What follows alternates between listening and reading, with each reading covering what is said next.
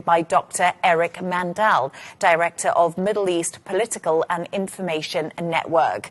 Dr. Mandel, thank you so much for your time with me today. What is Israel's justification for expanding its ground military operation inside of Lebanon?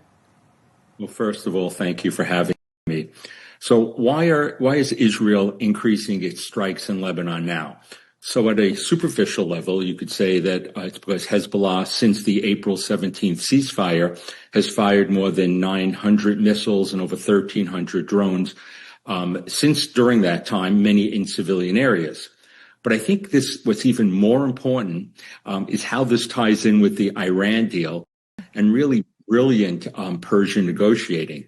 And what I mean by that is that the Iranians have gotten the Lebanese ceasefire on the table, that they will not continue discussions regarding the Straits of Hormuz or nuclear or anything unless there's a ceasefire. Now, the ceasefire between Israel and between Lebanon, which is really not between Israel and Lebanon, it's between Israel and Hezbollah, because Lebanon, unfortunately, is a failed state, and Lebanon, the strongest force there is the Lebanese, is Hezbollah. It's not the Lebanese armed forces, but Israel knows it has on a clock right now, and that clock means that if there is a deal, a nuclear deal, a Hormuz deal, or whatever it is between America and Iran, Israel will not have a choice, but will have to stop operations in Lebanon. Now, you'll say it looks like there's much kinetic action going on there.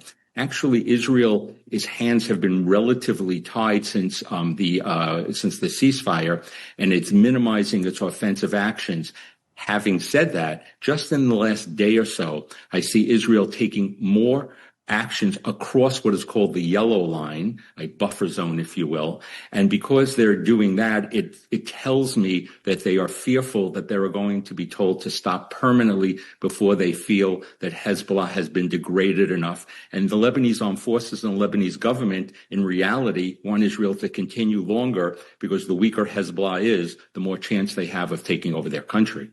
And that just leads me perfectly into my next question, which I think you've pretty much answered. But if we could expand it, could Israel's latest wave of airstrikes in Lebanon be aimed at securing greater territorial control ahead of this potential ceasefire between the US and Iran? Because as you rightly said, all of it just meshes together in one due to the negotiations from Tehran and what they've put down, and as Iran continues to fund Hezbollah.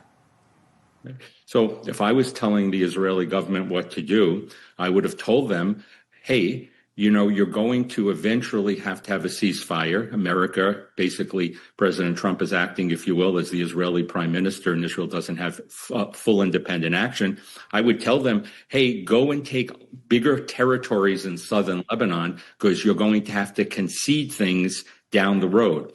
So the question really becomes, what to Israel is a legitimate buffer zone? What would be a legitimate buffer zone to Israel?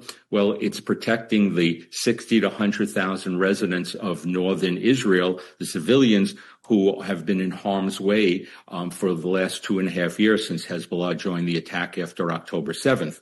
And so that is a strategic, tactical decision for the Israeli military. So going farther now may simply be so Israel has something to give up going down the road, because America is still focused on negotiations between Israel and the Lebanese government, but the Lebanese government is not in charge of Hezbollah. What would really be needed at this point is twofold. One would be for there be true vetting of the Lebanese armed forces and slowly take over parts of southern Lebanon. And the reason is because Hezbollah is infiltrated both in military and in intelligence within the Lebanese armed forces. And the second would be not just to have meetings between Israeli and Lebanese ambassadors, which is a nice symbolic gesture, but actually for the president of Lebanon and the prime minister of Israel to meet, facilitated by my president, President Trump. And that symbolism would give Israelis much greater confidence. And it also tell the Lebanese that maybe there is some light at the end of the tunnel.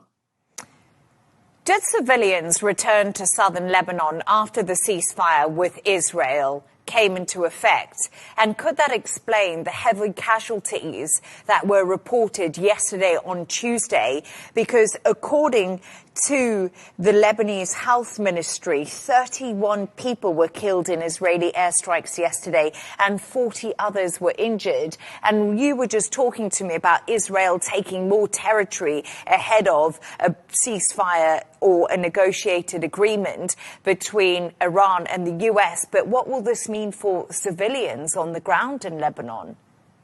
So the situation, and I've been there many times on all fronts, over the last decades, but especially over the last 2.5 years. In southern Lebanon, there's a differentiation. The areas that were Shia villages, where the Shia population, the vast majority, certainly in southern Lebanon, and maybe half of the population of Lebanon in total, was embedded. The Hezbollah was embedded with the civilians, whether they wanted to or not, which is one of the big problems that in private homes, which the Lebanese Armed Forces doesn't go into, there are missiles and rockets and weapons and tunnels and all of those type of things. So it's been specifically the Shia villages that have been targeted. Israel had given evacuation orders, and you've had hundreds of thousands of people that have unfortunately had to move from their homes in those areas. But the Christian villages in southern Lebanon basically are overflowing at over 100+% because you have some Shia refugees going to Christian villages, but those Christians are fearful because they know that there'll be some Hezbollah coming in with them. I think one of the important things for us to understand is regarding all of what goes on is, according to the law of armed conflict, which is basically the Geneva Convention and the additional protocols 51.5b, it's legal to hit a legitimate military target, even when civilians are present, especially when terrorists operate from civilian neighborhoods. But it gets into proportionality, which requires weighing the military advantage against civilian harm. So when Hezbollah, similar to what Hamas does, uses, if you will, human shields, there are going to be civilians killed, and these are always incredibly difficult judgments. And again, I've covered just about every war since 2000 in Israel, and I've watched in real time how they manage this, and it's not willy-nilly. It's very difficult decisions. But Israel is a democracy playing in a very dangerous Middle East that has very different rules. And I just want to talk to you a little bit more about what's happening between the US and Iran right now. It's very difficult to get a grip of the fast-moving news that we've been seeing throughout the day. Iranian media says a draft deal would restore shipping in the Strait of Hormuz within a month, while the US would withdraw forces and lift its blockade. The White House has blasted these reports, calling them a complete fabrication. So we're seeing this conflicting point of view right now, like we have seen throughout the weeks of this war between Iran and the US. President Donald Trump, as I'm sure you know, is holding a cabinet meeting as I'm speaking to you. I want to bring you some of what he said. He says Iran is intent on a deal, not there on Iran deal yet. We are not as satisfied with it. President Trump has also been speaking to PBS. He says that Iran would not get sanctions relief in exchange for giving up highly enriched uranium. We can see Marco Rubio speaking there as I'm talking to you right now, and he said we'll see over the next few hours and days regarding Iran. He also thinks there has been progress towards an agreement with Iran. Where do things stand right now, do you think, Doctor? I think we have to take everything with a grain of salt. We've heard a lot of things. The president has said many times that the Iranians are begging for a deal, and deals have been close and things have fallen apart. But I think you have to tip your hat to brilliant Iranian Persian negotiators. They've really changed the negotiations from what was supposed to be primarily about the nuclear program to just enriched uranium. And during these negotiations, they're mining the Straits of Hormuz, which gives you an indication that they're always going to want to exert some influence there.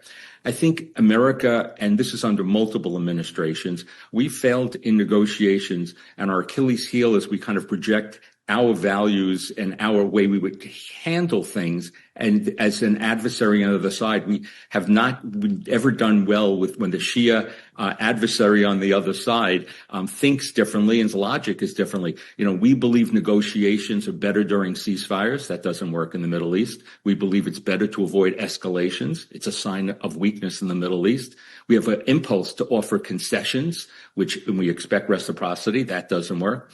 And they are winning because they are on a Persian time clock, not a Western time clock. And the longer this goes on, they know more pressure on the president as it gets closer to July 4th, the 250th American anniversary. And as we get close to the midterm elections, and it's I was in Congress last week in the State Department, and what troubles me a lot is I see that sometimes political victories are more important than what should be a bipartisan issue, American national security interest, which is what I speak about, advancing those interests that are there. And when politics gets in the way as much as it has, that is not a good thing for America. And these negotiations at the end, we think about other things that are not even being discussed. I said that the nuclear weapons is not being discussed, weaponization, plutonium. We're only talking about enrichment, but what about the ballistic missiles, which is why Israel was going to be allowed to strike in February or sometime this year? What about the proxy network? So there's so many things that the Iranians have changed the table and rearranged what is being discussed. And so hopefully for my nation's interest, the president can remain steadfast here. I do believe the best thing that could be is the president to make a major address to America, asking for more time, why this is an American national security interest, what is success, what is failure. And a longer war of attrition that makes the Iranian economy weaker, that threatens survival of the regime, is the most likely thing to allow a better deal to occur, not just for America, but for our Gulf partners, for Israel, and really the message that will eventually reverberate to China, which is really America's primary adversary, and that talks about Taiwan. Dr. Eric Mandel, really good to have you on. Interesting when you say Iran is winning due to time. Thank you so much. Thank you for having me.